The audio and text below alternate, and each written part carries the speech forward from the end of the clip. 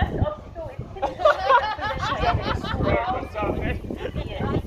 in this case, a target painted on sails is lost. Killing a boar or an honor reserved for the highest ranking noble on a hunt, but was also incredibly dangerous and required a courageous horse and its rider. There are numerous accounts of riders being thrown from their horse and killed while attempting to kill boars, so it's not surprising that it has made its way into a traditionally skill at arms sport. The aim is to approach in a defensive manner that allows for a quick escape. So we are aiming to move in and away from the boar in a V shape. The horse will be moving sideways to allow the rider the greatest advantage in being positioned well to plant the spear into the target. King Duarte of Portugal wrote extensively on the best techniques for killing a boar from horseback and describes this positioning of the horse to be ideal for approaching stationary targets, but also for boars that are coming straight towards you, as it will direct the boar to conveniently pass on the rider's right.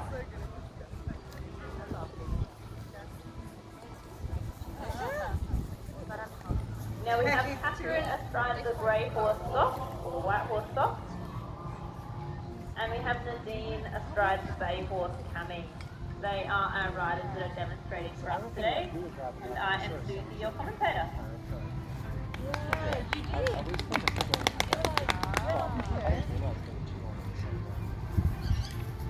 Well, then there's another one in like, was it Suey? Yeah. Sorry, what? Yeah. All the English. Next, our riders will be drawing their swords. So first they will ride down the line of rings. So this is a test of accuracy, with the point of the sword aiming to catch all the rings. It's easy at a walk, but becomes much more difficult later on at the canter, where the riders need to allow for the up and down motion of the canter while keeping the horse in a straight line. Oh, okay. At the end of the line, our riders will turn as tightly as possible and make another pass, this time showing their accuracy in beheading an enemy, often referred to as Turk's heads, or in this case, apples. Yeah, that's right. You know, Today we'll be knocking off apples rather than heads, and the horses will reap the rewards a little later. The same considerations must be made here as with the rings, with the movement of the canter, and the necessity of a precise straight line. Now at the end of the line, after the Turk's head, the riders will need to sheathe their swords and will be handed a lance.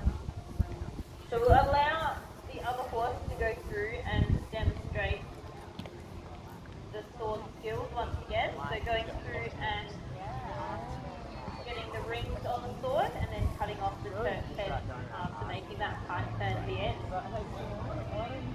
Someone's going to have to fight, or at least have the fear.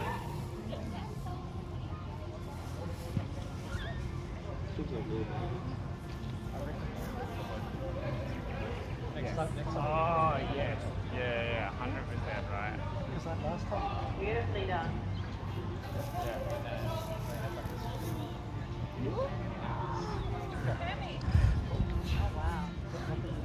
Alright, now that our riders have had a chance to practice that, they will next be taking up the lance. Yeah.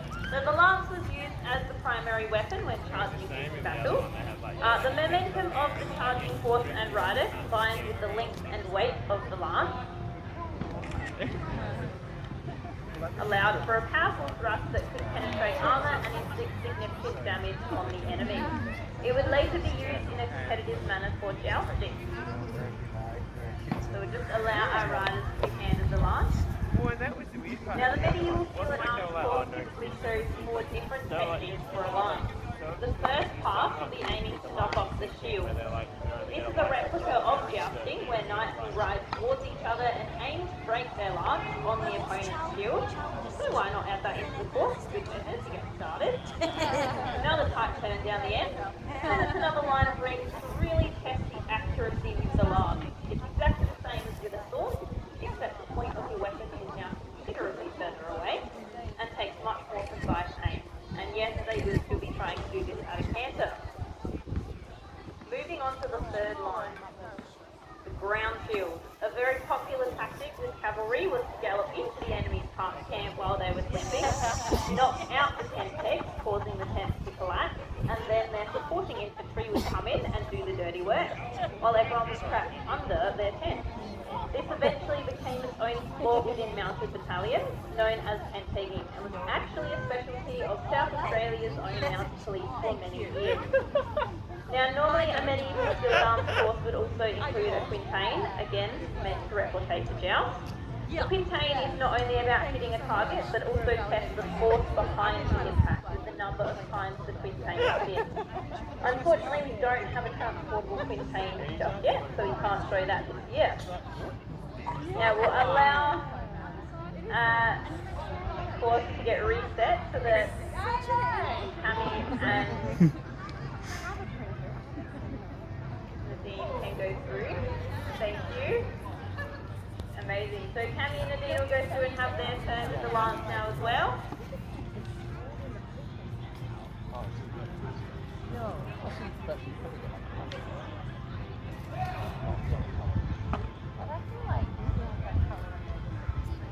Oh, half the time, yeah, they're like, you run out of magenta. I'm like, I just want to print black. Magenta. I don't want to be like, I'm not using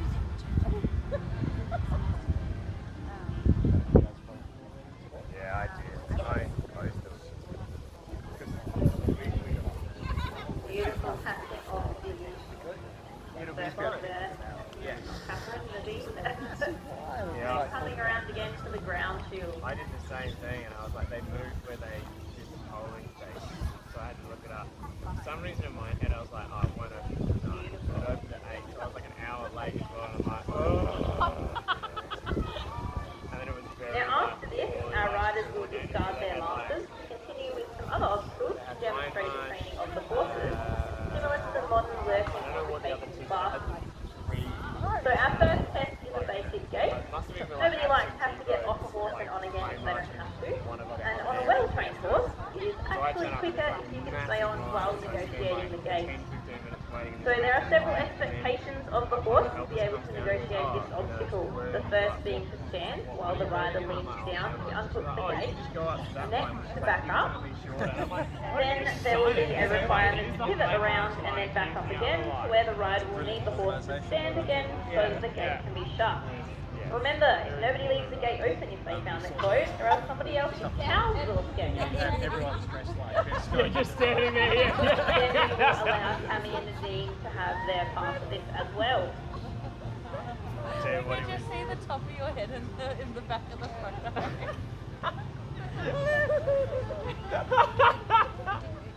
Yes, you must move around. Now, for those that missed our demonstration earlier this morning, this is Tammy's second ever medieval fair, so you'll notice that the grey horse stops Really is a lot scraping quicker the bottom at of the doing barrel of maneuvers these ones. obstacles, whereas Tammy does take a little bit more time and precision. Yeah, it was rough. That is simply because he is still learning, so he's doing a great job. So please make sure Yeah, you I reward him know. for his strides. Now next up we come to the bridge. Bridges were commonplace in medieval times, and it would be a terrible thought to be responsible for losing a crucial battle, because your horse wouldn't cross a bridge, and so the cavalry arrives too late.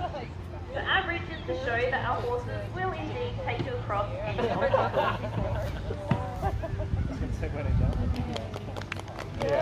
Again, stop demonstrating beautifully how to hop on and stand there for a moment. So again, we'll allow Nadine and Tammy to take their part of that as well.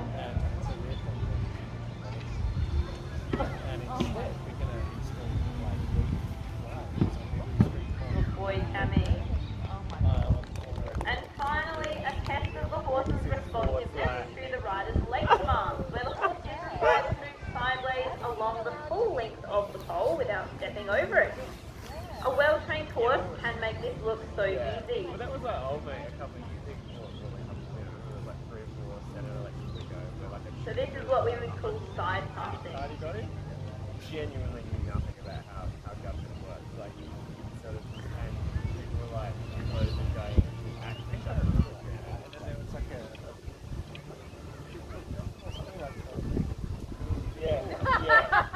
he was, that was the guy. So this guy controls it? Yeah, and there was all these interviews where he quite clearly had no idea what was going on. And I like, to the point where he almost feel bad for him. Like, Tammy, well done.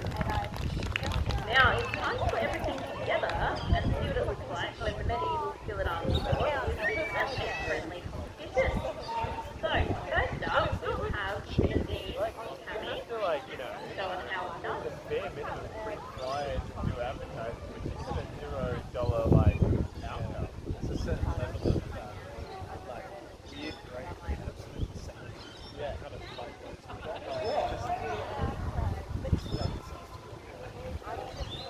And particularly if you've not done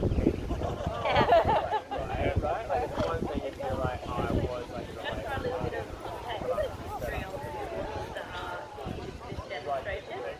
So, Tammy is mainly Cleveland based, not typically a medieval horse breed. Yeah, It has a little bit of a red and Arabian as well in there. so they could Sorry, hat